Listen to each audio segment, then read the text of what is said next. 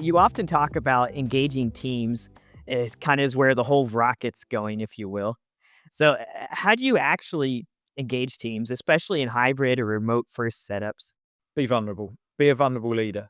So, many MSP business owners are of an age where vulnerability is seen as a weakness, and it's seen as, the fact that I'm the manager, you're the people, you do what I tell you to do, then we're going to get along just fine. Now, when you really dig into leadership, one of the some of the best leaders that I ever know are people who have been vulnerable and have sort of put their hands up and said, I don't know everything. You can teach me some stuff. Being vulnerable is really important for a leader to connect that team.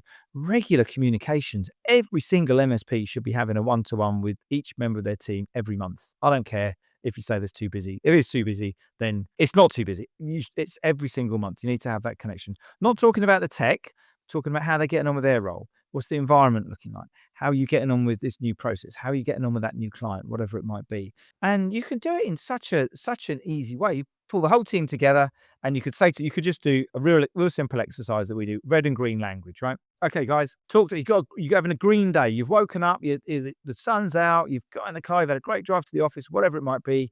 You got in, a day's been amazing. How does it feel? Give me some green language. How does that feel? Amazing achievement, da, da, da, da, whatever it might be.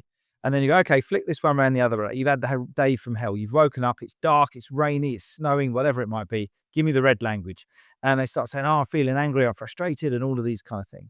And then all of a sudden you start to say to them, okay, so which are the ones that we see common? And which are the ones that, which are the pages of this flip chart we can actually swap over?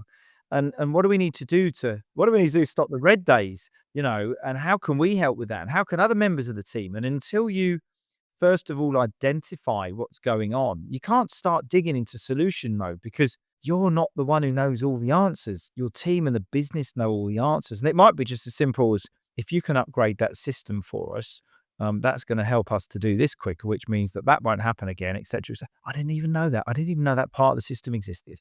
So thank you very much. But it's getting that conversation, being vulnerable, asking people what could we be doing better as a team? What's gone well? What could be better? What do we need to do? What do you want to see more of?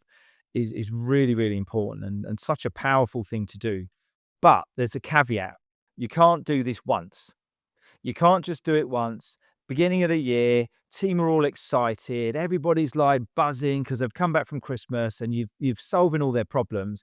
And then you walk off and then you don't talk to them again for 2 or 3 months because they'll go, yeah, I knew that was going to happen. He's just feeling bad about himself, or she said that she'd do this and I knew that it wouldn't happen again.